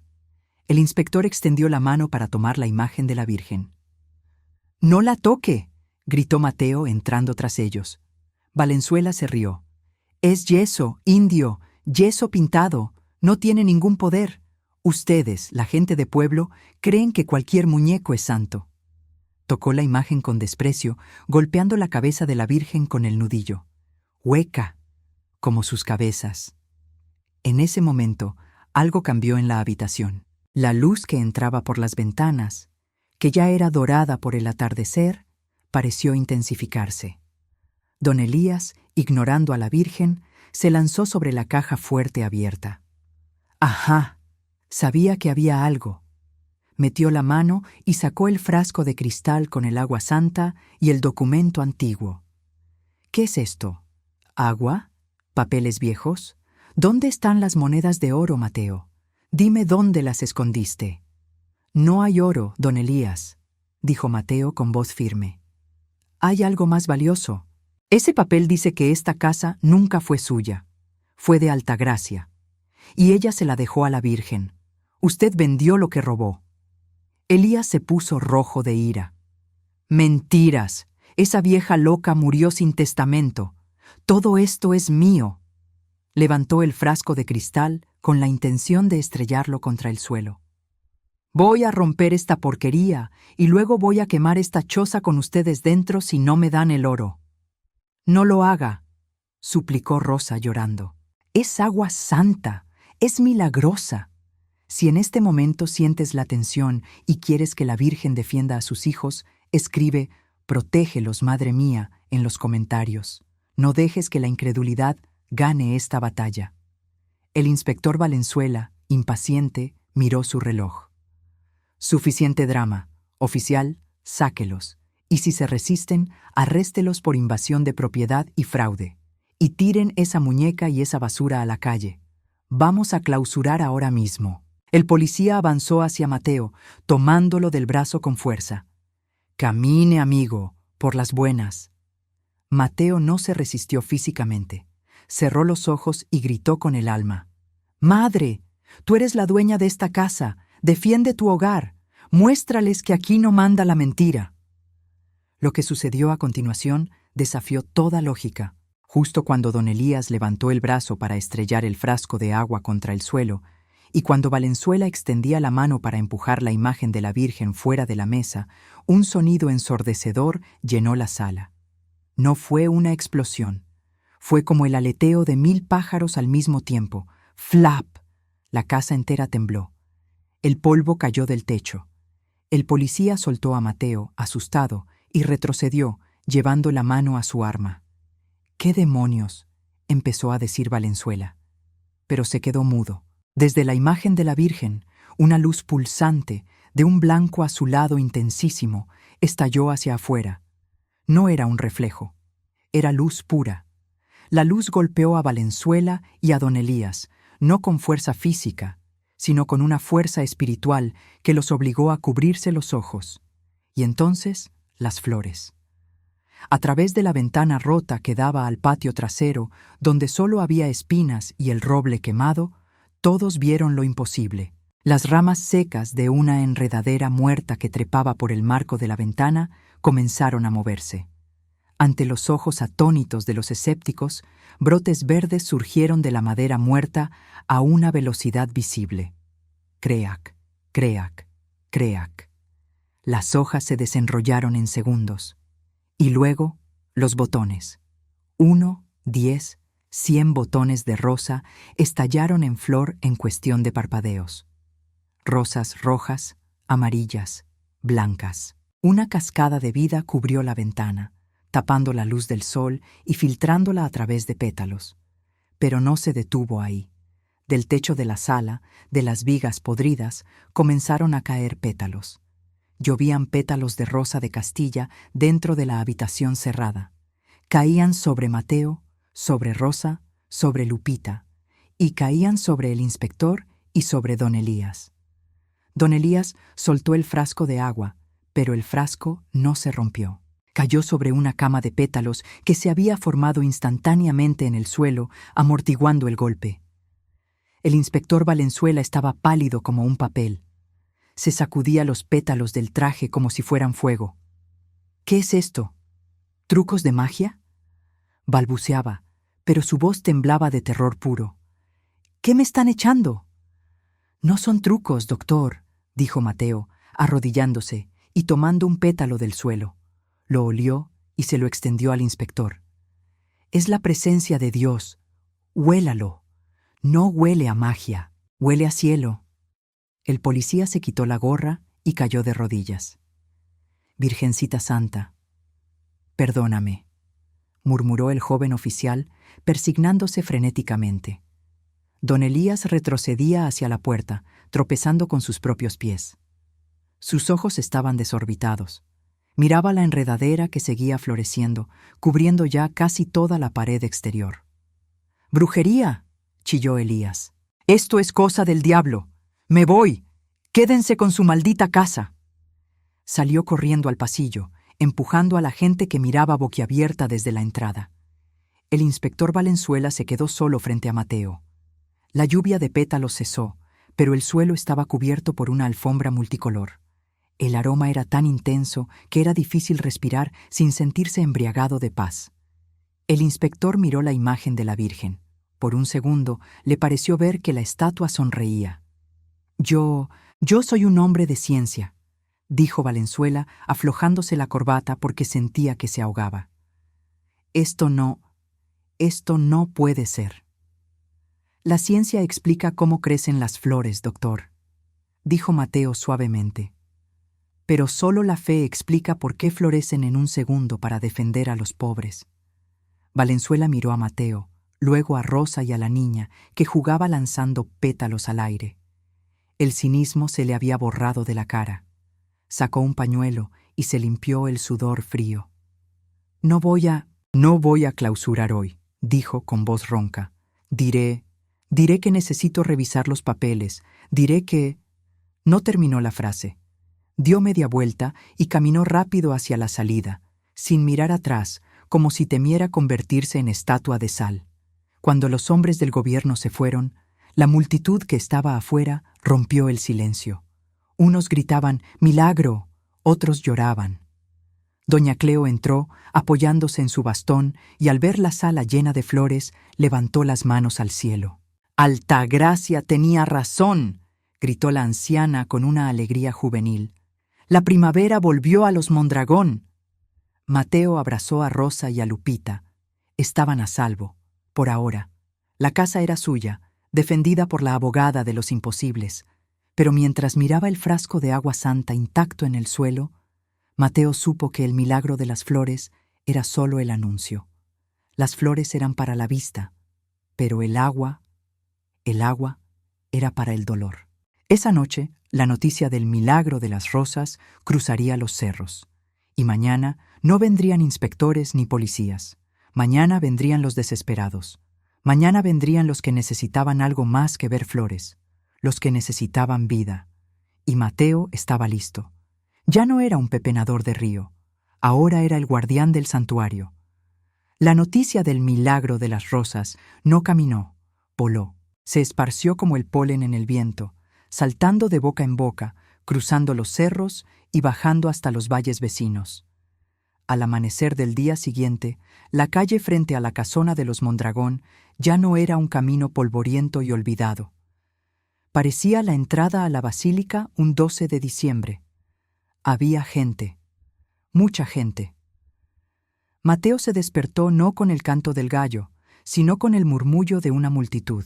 Al asomarse por la ventana rota, cubierta ahora por la enredadera milagrosa que seguía fresca y vibrante, vio un mar de cabezas. Había mujeres con rebozos, campesinos con el sombrero en la mano, ancianos apoyados en bastones y madres. Muchas madres con niños en brazos. El aire olía a cera quemada, a sudor, a tamales que alguien vendía ya en la esquina, y por encima de todo persistía ese aroma sobrenatural a rosas de Castilla que emanaba de la casa misma. «Mateo», dijo Rosa asustada, mirando a través de las rendijas de la puerta, «¿qué vamos a hacer? No tenemos ni sillas ni agua para darles». Mateo se ajustó el rosario al cuello. Sentía una responsabilidad que pesaba más que las piedras del río, pero que no le dolía en la espalda. «No vienen por sillas, Rosa. Y el agua ya la tenemos». Abrieron la puerta. El silencio se hizo instantáneo en la multitud. Cientos de ojos se clavaron en Mateo, el pepenador, el hombre que ayer no tenía que comer y hoy era el guardián del misterio. «Pásenle», dijo Mateo con voz ronca. «La casa es chica, pero el corazón de la madre es grande. Entren con respeto, que aquí vive ella». La gente comenzó a entrar. No empujaban. Había un temor reverente. Al ver la imagen de la Virgen en la mesa coja, rodeada de la lluvia de pétalos que nadie se había atrevido a barrer, muchos caían de rodillas y rompían a llorar. Durante horas, Mateo y Rosa recibieron a sus vecinos. Escuchaban penas que hacían parecer la pobreza de Mateo una bendición. Hijos perdidos en el norte, maridos alcohólicos, tierras secas, cánceres que comían por dentro. Mateo no sabía qué decir. No era cura, no sabía teología. Solo les decía: «Díganle a ella. Ella escucha. Yo solo soy el portero». Pero el momento cumbre, el momento que partiría la historia del pueblo en dos, llegó al mediodía, cuando el sol estaba más bravo. Un grito desgarrador rompió la letanía del rosario que rezaba doña Cleo en la sala. «¡Abran paso! Por el amor de Dios, déjenme pasar. Se me muere mi ángel». La multitud se abrió como el mar rojo. Una mujer joven, descalza, con el vestido manchado de sangre y tierra, corría hacia la casa con un bulto en los brazos. Era Soledad, la lavandera del pueblo vecino. En sus brazos traía a su hijo, Ángel, un niño de 7 años que esa mañana había caído de la caja de una camioneta en movimiento. El niño venía inerte. Tenía la cabeza envuelta en trapos que ya estaban empapados de rojo. Su rostro estaba gris, del color de la ceniza. Los ojos los tenía vueltos hacia atrás, solo se veía el blanco. No se movía, no respiraba bien, soltaba unos estertores agónicos, como si tuviera piedras en el pecho. «¡Mateo!», gritó Soledad, cayendo de rodillas frente al altar, manchando los pétalos sagrados con la sangre de su hijo. El doctor del centro de salud dijo que no hay nada que hacer. Dijo que no llega al hospital de la ciudad. Dijo que me lo llevara a morir a casa. El silencio en la sala fue sepulcral. Se podía escuchar el zumbido de las moscas. La muerte había entrado en la casa de la vida. Mateo sintió que el frío le subía por las piernas. Miró al niño. Parecía un muñeco roto. La lógica humana gritaba que ese niño ya no estaba en este mundo. «Soledad», balbuceó Mateo. Yo no puedo... «Tú encontraste a la Virgen», chilló la madre, agarrando los pantalones de Mateo con desesperación. «Tú tienes el agua. Dicen que tienes el agua de Altagracia. Dámela, dásela a mi hijo». Mateo miró a Rosa. Rosa estaba llorando, pero asintió con la cabeza. Luego miró a la Virgen. La imagen parecía mirarlo fijamente, seria, expectante. «El agua volverá a brotar cuando un corazón limpio rompa el suelo», había escrito Altagracia. Mateo corrió hacia la caja fuerte que seguía abierta bajo la mesa. Sacó el frasco de cristal con el líquido transparente que había estado enterrado 40 años. Le temblaban las manos tanto que casi se le cae. Quitó el tapón de cera con los dientes. Se arrodilló junto al niño moribundo. El olor a sangre era fuerte, metálico, chocando contra el olor a rosas. «No soy yo, Señor, no soy yo», repetía Mateo como un mantra. «Eres tú, es tu madre. Yo solo soy el barro. Si crees que para Dios no hay diagnósticos finales y que la fe mueve montañas, escribe «Yo creo en milagros» en los comentarios y comparte este momento de luz». Mateo vertió un poco del agua en su mano callosa. El agua estaba fría, helada, como si acabara de salir de un manantial de alta montaña. Con suavidad, colocó su mano mojada sobre la frente destrozada del niño, sobre los trapos ensangrentados. «En el nombre del Padre, del Hijo y del Espíritu Santo», rezó Mateo, y su voz se quebró. «Virgencita de Guadalupe, este es tu hijo. Tú sabes lo que es ver a un hijo morir. No dejes que Soledad pase por eso. Lávalo, madre, lávalo con tu gracia». Dejó caer unas gotas del agua en los labios entreabiertos y azules del pequeño ángel. Al principio no pasó nada. El niño siguió inerte. 1 minuto pasó. 2 minutos. La gente contenía la respiración. Soledad miraba el rostro de su hijo, esperando, suplicando con la mirada. Entonces el cuerpo del niño se arqueó violentamente. Hubo un sonido gutural, una aspiración profunda y rasposa, como quien sale del agua después de estar a punto de ahogarse. ¡Huar! El pecho de Ángel se infló. El color gris de su piel comenzó a cambiar. Fue algo visible, rápido. Un rubor rosado subió desde su cuello hasta sus mejillas. El niño tosió fuerte, y luego empezó a llorar. Pero no era el llanto débil de un moribundo. Era un llanto fuerte, vigoroso, de un niño asustado y vivo, muy vivo. Soledad gritó, un grito que no era de dolor, sino de pura incredulidad y gozo. «Ángel, Ángel, mírame». El niño abrió los ojos. Ya no estaban en blanco. Eran cafés, claros, enfocados. Miró a su madre, confundido. «Mami, me duele la cabeza», gimió el niño con voz clara.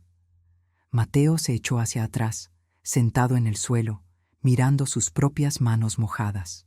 Estaba temblando incontrolablemente. «Está vivo», susurró. «Está vivo». En ese momento, entre la multitud que se agolpaba en la puerta, se abrió paso un hombre a empujones. Era el doctor Valenzuela, el inspector que había huido el día anterior. Había regresado, carcomido por la duda, para inspeccionar racionalmente, según él. Pero había visto todo desde el umbral. Valenzuela, pálido, con el maletín médico en la mano, se acercó al niño. Nadie se lo impidió. El médico se arrodilló, apartó a Soledad con suavidad y comenzó a revisar al pequeño. Le tomó el pulso, revisó sus pupilas con una lamparita. Quitó con cuidado los trapos ensangrentados de la cabeza. El médico jadeó. Esto es imposible». «¿Qué pasa, doctor?», preguntó Mateo. Valenzuela levantó la vista. Tenía los ojos llenos de lágrimas. La herida está cerrada.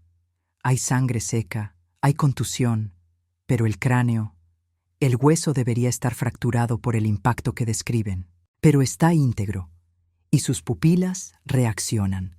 Su ritmo cardíaco es fuerte. El doctor miró el frasco de agua en las manos de Mateo y luego a la imagen de la Virgen.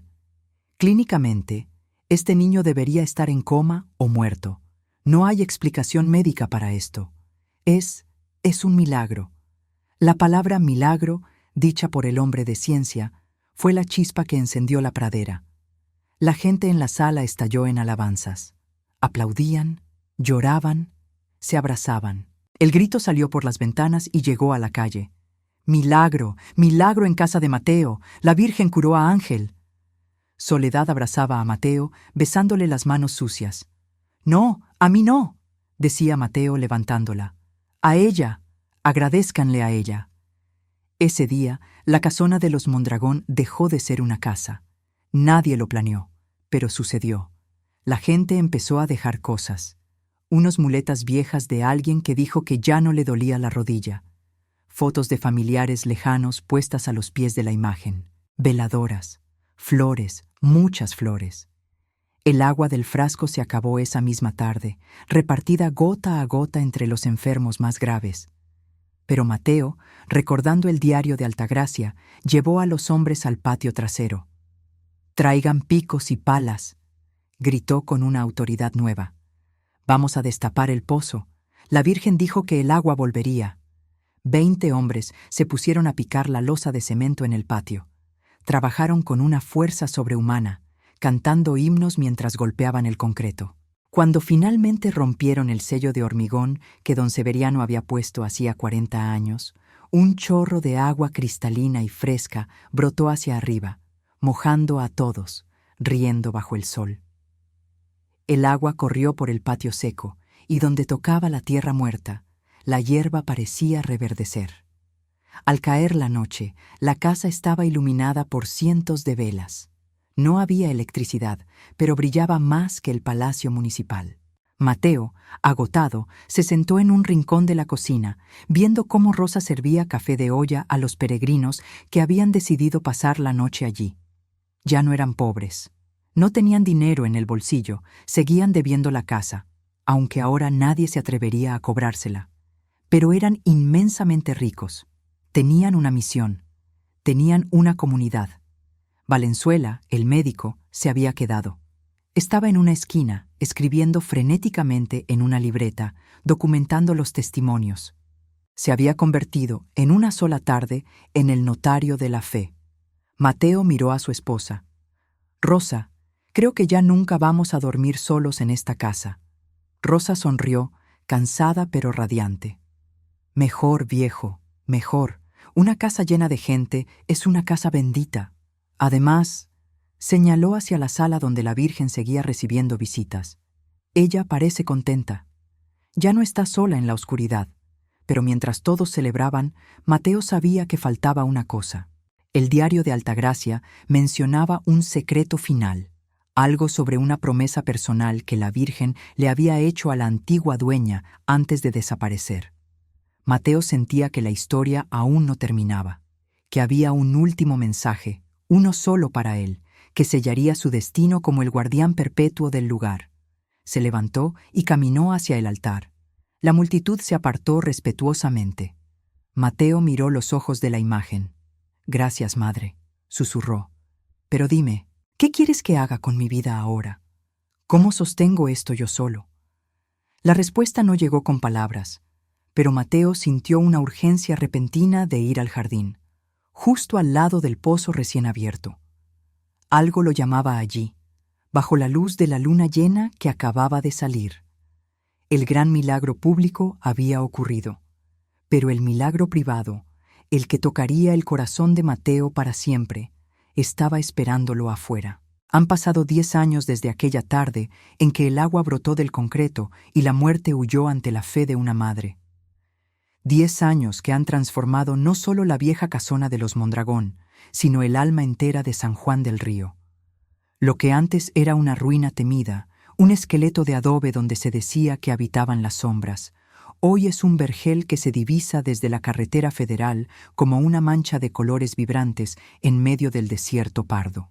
El sol de la mañana acaricia ahora paredes encaladas, blancas y puras, cubiertas de bugambilias y rosales que nunca dejan de florecer, sin importar la estación. Ya no hay rejas oxidadas. Las puertas de la casa de la Virgen del Manantial, como la bautizó el pueblo, están siempre abiertas, de par en par, invitando al cansado a entrar. Mateo camina por el sendero de piedra del jardín. Ya no es el hombre encorvado y famélico que rebuscaba en el río. El tiempo le ha pintado canas en el pelo y arrugas de sabiduría alrededor de los ojos, pero su espalda está recta. Viste una guayabera blanca, limpia y almidonada, y sus manos, aunque siguen siendo las manos fuertes de un trabajador, ahora se dedican a podar rosales y a sostener las manos de quienes llegan llorando. «Buenos días, don Mateo», le saluda una joven enfermera que cruza el patio con prisa, llevando unos expedientes. Es Lupita, su hija. Aquella niña que tosía en el suelo frío y húmedo, hoy es una mujer fuerte, estudiante de último año de medicina, que ayuda en el pequeño dispensario que se construyó en lo que antes eran las caballerizas. Porque el milagro no se quedó estático, el milagro creció, la fe se hizo obra. «Buenos días, hija. Que la Virgen guíe tus manos hoy», responde Mateo con una sonrisa que le ilumina la cara. La vida de Mateo y Rosa prosperó, pero no como el mundo entiende la prosperidad. No tienen cuentas bancarias abultadas, ni coches de lujo. Viven en una casita modesta construida al fondo del terreno, cediendo la casona principal por completo al santuario. Pero nunca más les faltó el pan. Las limosnas de los peregrinos, administradas con honestidad escrupulosa por un comité vecinal y supervisadas por el padre Tomás, alcanzan para mantener el lugar, comprar medicinas para el dispensario y dar de comer a quien llega con hambre. Mateo llega al pozo. El lugar donde él y Rosa rompieron el cemento con picos prestados es ahora una fuente hermosa de Talavera. El agua sigue brotando, cristalina y fresca, día y noche. Hay una fila de personas esperando con botellas, garrafones y tarros. Vienen de lejos. Vienen de la capital, del norte, incluso del otro lado de la frontera. Entre la gente, Mateo distingue una figura conocida. Es un hombre anciano, sentado en una banca, ayudando a organizar la fila. Es el doctor Valenzuela. El antiguo inspector escéptico se jubiló hace años y se mudó al pueblo. Ahora dedica sus días a verificar los favores recibidos, documentando con rigor científico cada caso inexplicable, convirtiéndose en el escriba de la Virgen. «¿Cómo va la mañana, doctor?», pregunta Mateo, poniendo una mano en el hombro del viejo amigo. Valenzuela levanta la vista, ajustándose los lentes. 3 casos de fiebre que bajó al instante, Mateo. Y una señora de Monterrey dice que su vista regresó al lavarse con el agua. La ciencia se queda corta aquí, amigo mío. Llevo 10 años tratando de encontrarle la lógica, y la única lógica es el amor. Mateo asiente y sigue su camino hacia la capilla principal. La antigua sala llena de moho y ratas es irreconocible. El piso brilla, pulido por las rodillas de miles de fieles. El olor a rosas es permanente. Se ha impregnado en la madera, en la piedra, en el aire mismo. Al fondo, en un retablo de madera tallada por los artesanos locales, está ella. La imagen rescatada del muro. Ya no tiene la lágrima en la mejilla. Su rostro irradia una serenidad absoluta. El rosario antiguo que Mateo encontró en el río sigue colgado en su cuello, brillando con esa luz propia que solo Mateo y unos pocos elegidos han visto en las madrugadas de oración profunda. Pero hoy es un día especial. Es 12 de octubre, el aniversario de la fecha en que Altagracia escribió su diario. El aniversario del rescate de la verdad. Mateo se arrodilla en la primera banca. Cierra los ojos y deja que el murmullo de los rezos de los peregrinos lo envuelva como una manta tibia. Siente una paz inmensa, pero también una extraña nostalgia, una sensación de ciclo cumplido. Lo hicimos, madrecita, susurra Mateo. Limpiamos tu casa, le dimos agua a tus hijos, cuidamos tu jardín. De repente, una brisa suave recorre la capilla, haciendo parpadear las cientos de velas. El murmullo de la gente parece desvanecerse, quedando en un segundo plano, lejano, como si Mateo estuviera bajo el agua. El aroma a rosas se intensifica, volviéndose casi sólido. Mateo abre los ojos. La capilla está vacía, o eso parece.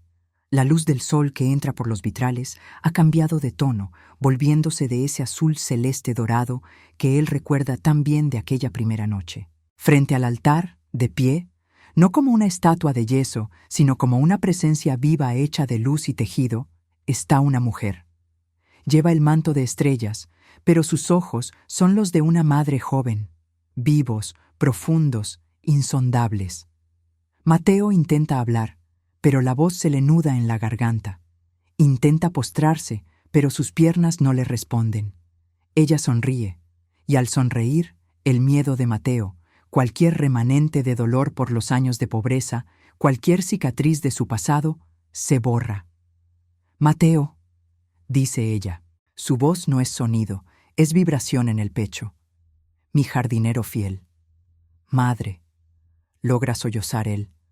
«No temas, no vengo a pedirte más trabajo, vengo a darte tu salario». Ella extiende una mano. En su palma descansa una rosa, pero no es una rosa cortada. Es una rosa que emana luz, cuyos pétalos se mueven suavemente como si respiraran. «Altagracia sembró con dolor», continúa la Virgen, «y tú cosechaste con fe». Muchos buscan milagros en el agua o en la piedra, Mateo, pero el verdadero milagro fuiste tú. Mateo niega con la cabeza llorando. «Yo no hice nada, madre. Yo solo era un pepenador sucio.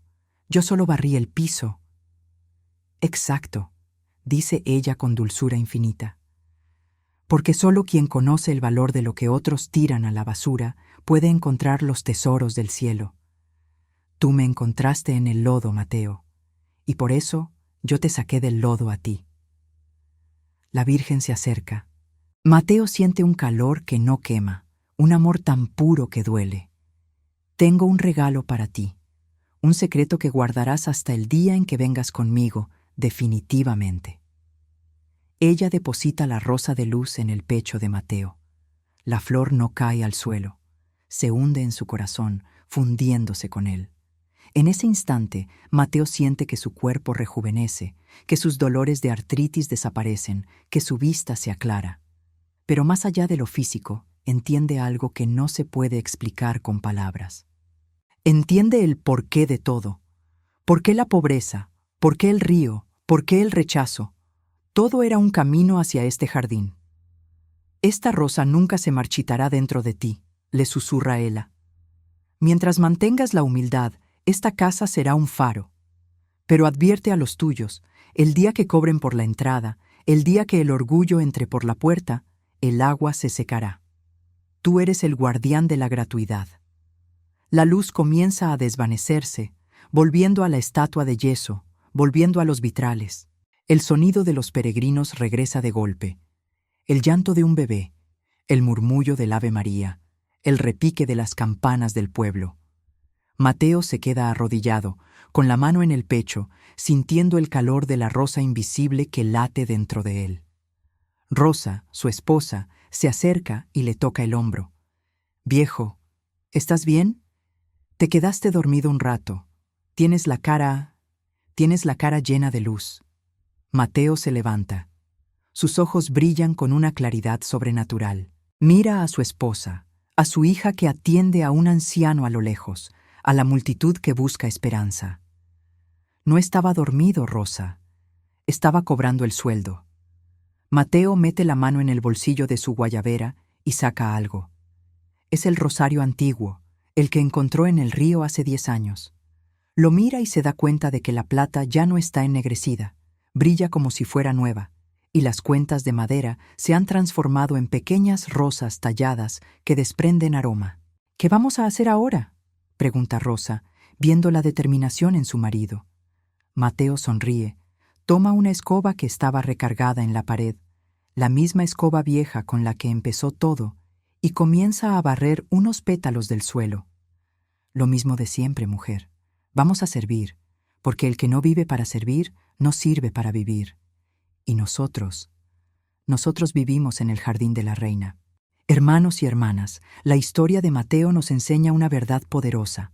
A veces sentimos que estamos en el fondo del río, rodeados de lodo, deudas y problemas que parecen ahogarnos. Sentimos que somos basura olvidada por el mundo. Pero es precisamente ahí, en lo más profundo de tu prueba, donde Dios ha escondido tu mayor bendición. Mateo no encontró el tesoro en un palacio, lo encontró en el lodo. No encontró su hogar en una mansión perfecta, sino en una ruina que nadie quería. Dios es experto en tomar lo que el mundo desprecia para construir santuarios. No importa cuán sucia esté tu vida hoy, no importa cuán arruinada parezca tu casa o tu familia. Si tienes la fe para limpiar, para sacar la basura espiritual y poner a Dios en el centro, Él hará florecer rosas en medio de tus espinas. No tires la toalla. Sigue escarbando. Sigue limpiando. Porque tu milagro está a solo una oración de distancia. Que la Virgen de Guadalupe cubra tu hogar con su manto y que nunca falte el agua viva de la fe en tu mesa. Bendiciones.